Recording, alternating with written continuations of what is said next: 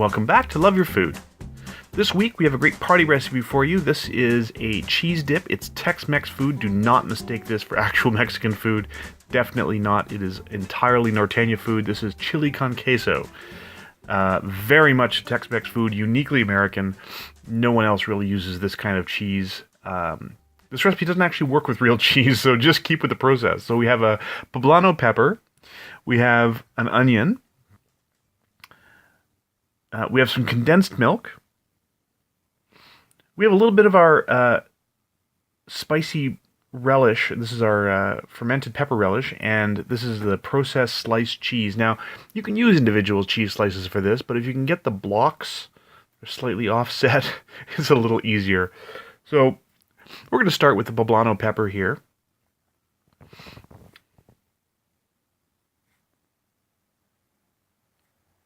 Now this is a great recipe for parties as long as you can keep it warm. If it's warm and flowing, it's really amazing with just regular nacho chips.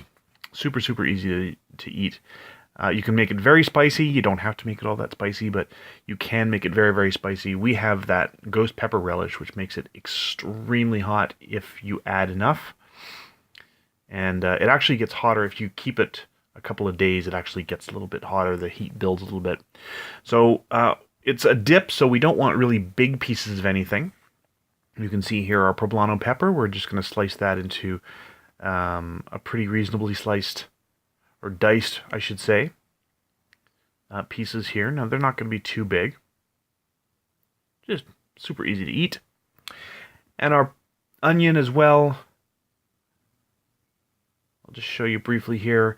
It's going to be a pretty good dice on that as well. It's not going to be particularly big, and because we don't want big chunks, this is a dip, so we want it to be all pretty easy to eat on a chip. So we like to use bacon grease for this, so if you have bacon grease, use it.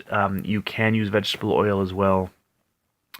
If you want to use bacon grease and you don't have it, yeah, 4 slices of bacon should be enough grease to get you started for this for sure. We do save bacon grease for just this sort of occasion. And you're going to saute your diced onions and peppers in the bacon grease. And really, you just want these to cook enough so that they are just soft and translucent. You don't want a whole lot of color on them. You don't want them to be completely cooked. Just translucent and soft. So there we go. In the pan it goes. And we're going to add just a little sprinkle of salt on there as well. Don't over salt. Remember that the processed cheese is actually pretty salty. And here we go with the condensed milk. We're going to add the evaporated milk. Evaporated milk, not the condensed milk. It should not be sweetened. So evaporated milk when the vegetables are soft.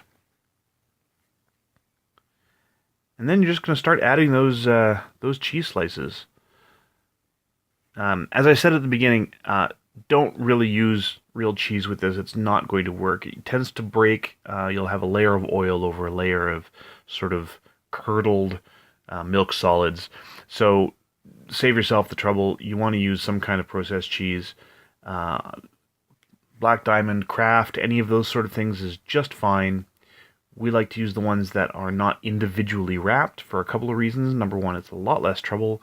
And number two, there's a lot less waste.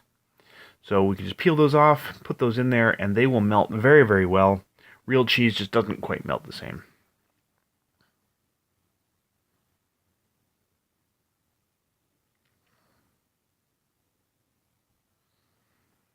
There you can see we have our cheese slices in there, and those will just melt. And just at the end here, we're going to add that hot pepper relish. And give it a little mix in there. You can see it's made sort of a skin on top. We're just going to mix that in. It melts again right away. This is that artificial cheese that it melts very, very smooth, especially with that evaporated milk. You want to keep stirring it. You don't want it to burn on the bottom. And just allow it to melt. Keep it at a low enough heat to prevent it from burning. And then, season it however you like. You can always taste it all the way through. And you can make it spicier. You can add some black pepper, Tabasco, whatever you feel like it needs. And then from there, we're just going to add it to a bowl. Now this keeps very, very well. You can let it cool. Don't put it in a plastic container. We usually use deli containers. Just a little taste there.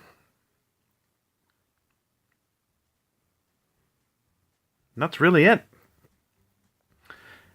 This also goes extremely well with some of our other recipes. You can see it works very well in the fajitas that we did a couple episodes ago.